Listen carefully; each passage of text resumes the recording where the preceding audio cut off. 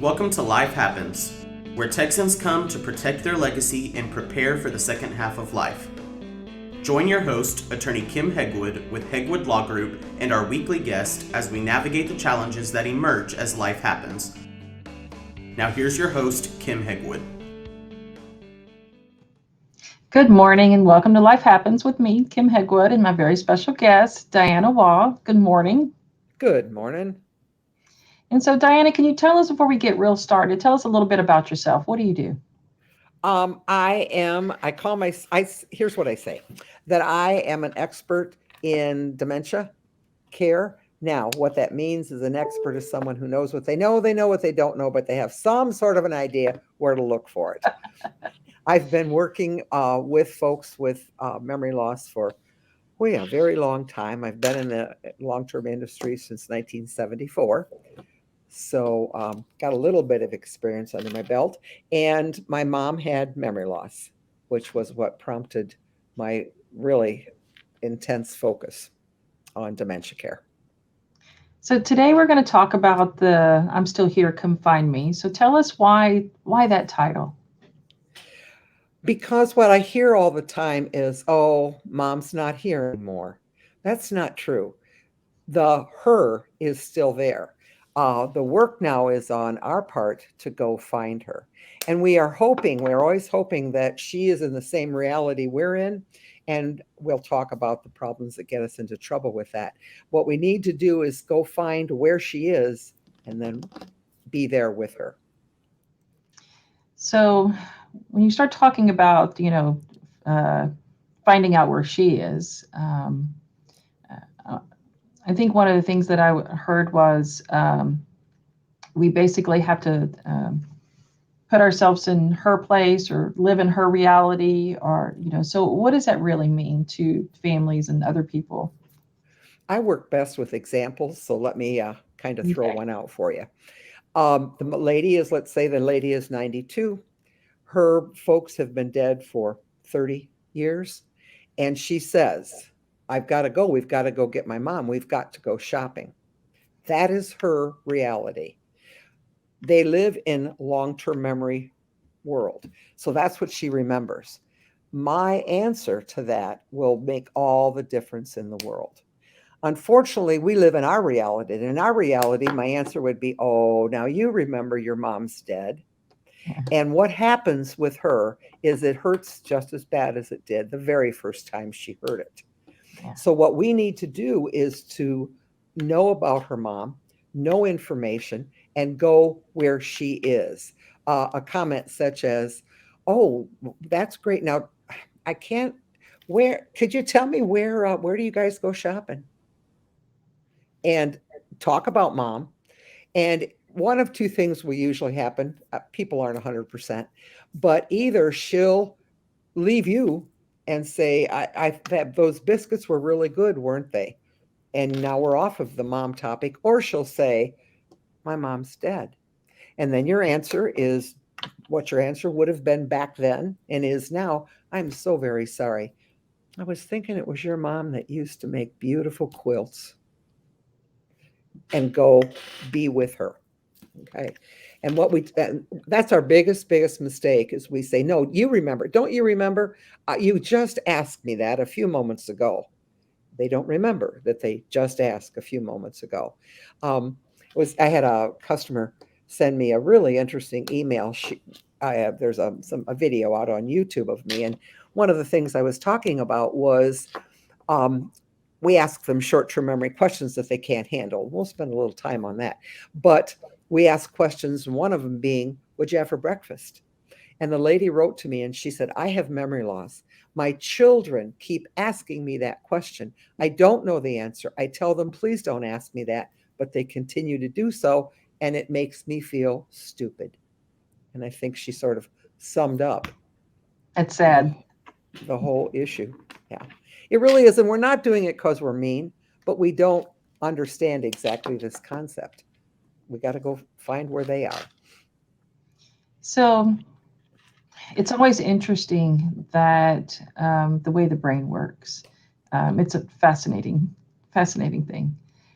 Because we find that people can remember things that happened a long time ago, but short-term memory is gone.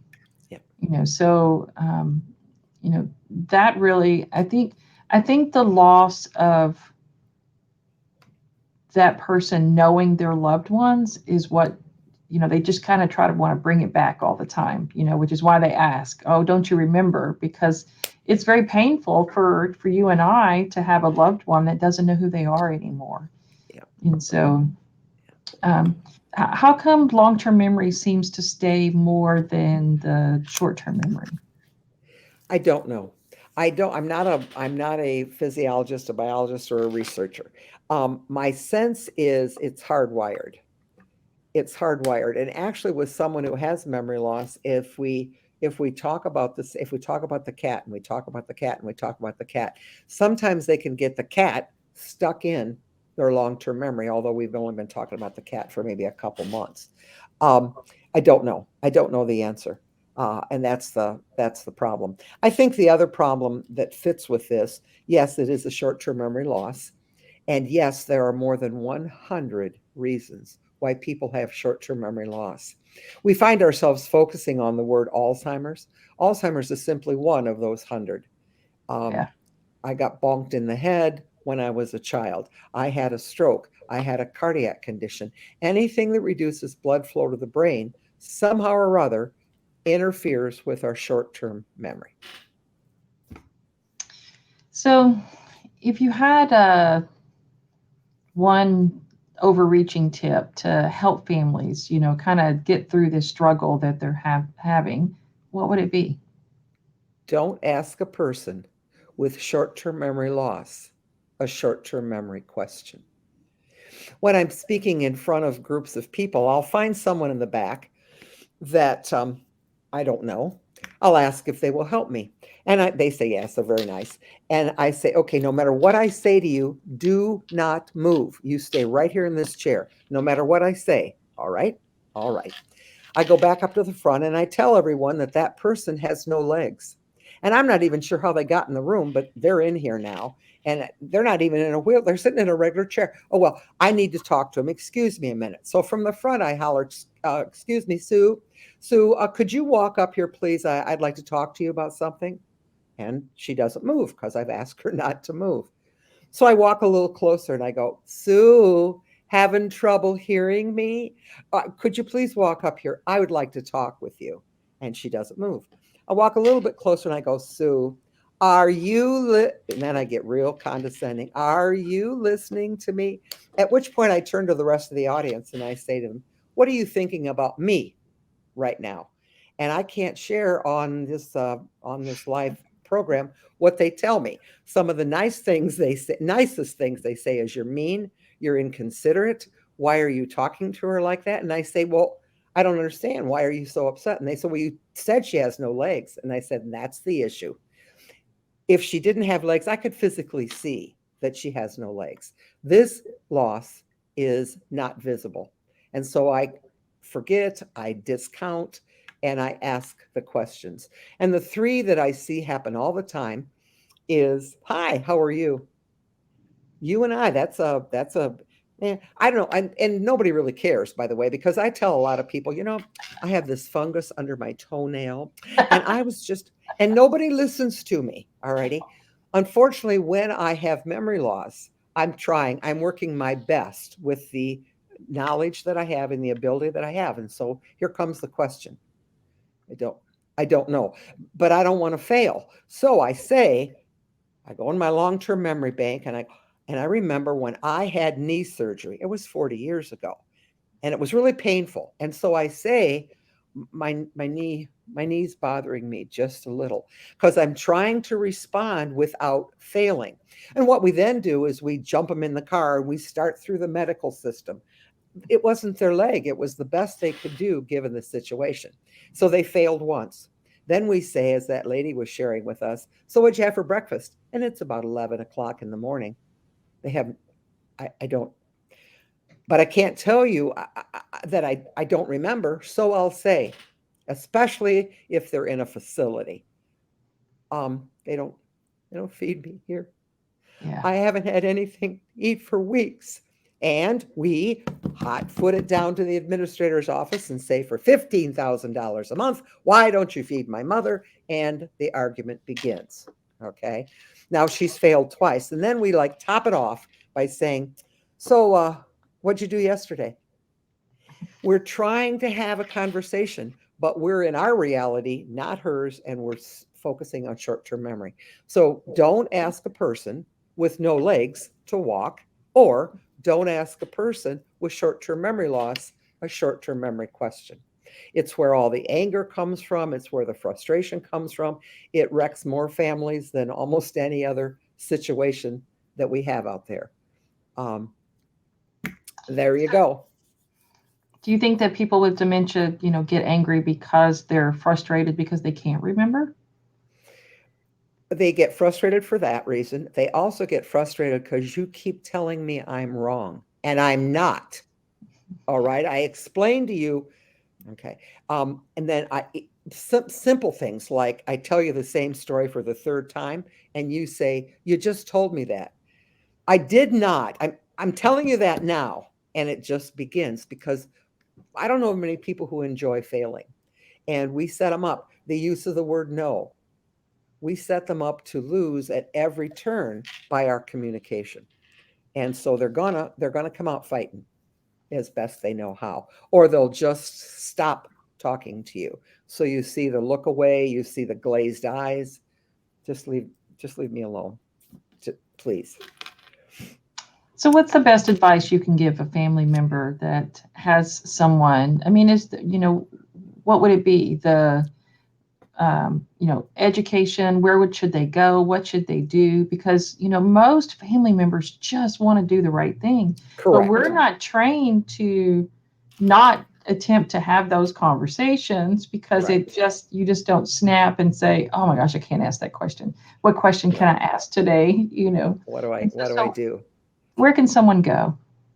Well, now this sounds very self-promoting, but many of the dementia references do a lot of physiological education. And I really don't care why she doesn't, as a family member, I don't care why she doesn't have short-term memory. All I know is how do I deal with her today? And so my focus, my focus has been on the conversation pieces. And like anything else that's good for us, there's a little bit of homework involved. You need to be ready. You need to have it. And I have a book, and I know you had mentioned that, or we talked about that later. But I have a book, and in the book, it's really simple. What do they like to see, smell, taste, touch, and hear? What are stories that make them happy? What are stories that make them angry? Before you call them on the phone or run over, you need to have those tools in your back toolkit. So, and many people say to me, well, what do I say when I walk in? And I say, don't go, hi, how are you? Start with, great seeing you. I was thinking, and that's the other key, never say, do you remember? Because that's a punch. I was thinking about that spaghetti sauce you used to make. Wow, I love that. Our goal is to make them feel successful and useful every day. And the way I do that is by knowing them, really knowing them, and then utilizing their long-term memory. Another main tip I always tell people is I say to people, let's do the spaghetti sauce. A person called me and she said, my mom's in a facility and we have a terrible relationship. Every time we call, the mother calls me a jailer. Why did she put me here? You're stealing my money. All of those things. I said, okay. And she liked to make I said, what's like to do? Make spaghetti sauce. I said, okay, call her up. And I said, start what's going to feel like to you in the middle of the conversation. Hi, great talking to you. I'm sure she wrote it down so she could read it. And she said, I was wondering if you have time to share with me that spaghetti sauce recipe. And her mother said, you got a piece of paper and pencil? Yes, she said, I do. And I said to the lady, by the way, you're not going to make the spaghetti sauce. This is to make her feel successful and useful. I mean, you can make the spaghetti sauce, but that's not the goal of this thing. And the mother said, okay, well, now listen fast. And she gave her the whole spaghetti sauce recipe, very, very specifically, very, very well. And the daughter said, well, thank you so much. I'm glad I've got that information now. She goes, well, then get off the phone and go make it before you forget.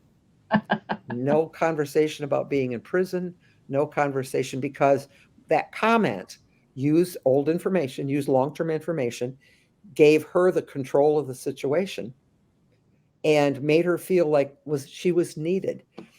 We do so much, and this is beyond just the dementia piece. We do so much with the elderly where we don't need them anymore.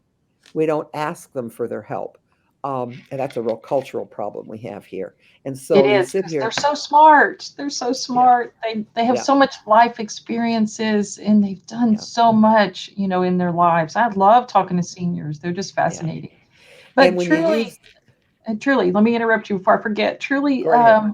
I'm very interested in the book because we are always looking for things that we can give a client and things like that. So I do want you to tell our listeners before you go on, and I apologize for interrupting you because I don't want to forget what book is out there because we're always looking for good information. So Okay. tell me about your book. Okay. I wrote my book after I did everything wrong with my mom. Everything wrong. So it's really a tribute to her to try to help others. And the name of the book is I Was Thinking, Unlocking Successful Conversations with Your Loved Ones with Dementia. It's about this big. It's only 56 pages. And a lot of the pages are fill in the blanks. What do they like to see specifically? I don't want you writing the sky. No, they like a gray sky with black clouds. Okay, then that's what we're going to write down because I'm going to say, did you see it outside today? Wow, that sky is dark. But for them, it's positive. And it has, the book has examples like how to do it not so hot and then how to fix exactly the same conversation, utilizing my approach. I never gave my approach a name. I probably should have. That would have made me more saleable, huh? But it's available. It's self-published. It's available on my website. And you are right smack in the beginning of a brand new piece of wonderful information. I've updated the book, and it is coming out in Spanish. Awesome. Where's your And website? Tell me how to find it on your website. okay, it's waugconsulting.info, INFO. Okay. That's And is what. there a telephone number, email address? How else can Sure, people find you? sure.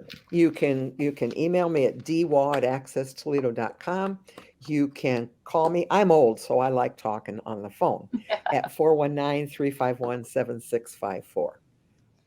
Also do some phone consulting. The pandemic has really given us a whole new level of ways to help. So that's been kind of exciting. So, Yeah. yep, that's the story. All right. Well, thanks so much because I'm so appreciative. It's always good to have information when you've got firsthand, you've lived it. Now you're trying to, to do, always do better and to help other people. And so we really appreciate you being on the show today. And we look forward to your next book, whatever Thank else you've you. got going on. And let me give you one last tip. Sure. The rewards for the family is phenomenal. I say to people, watch their eyes. When I screw it up, their eyes dull out. When I do it correctly, their eyes shine. And that's a reward for me. So we both win on this one. Our job is just to make them as happy as we can make them. Yep. Yep. All right. Thanks. Thank you. Thanks for tuning in to this week's episode of Life Happens with Kim Hegwood. Be sure to tune in every Thursday at 10 a.m. wherever you listen to your podcast as we navigate through the challenges that emerge as life happens. The content of this podcast does not establish an attorney-client relationship or constitute attorney-client privilege, legal, medical, financial, or any other professional advice.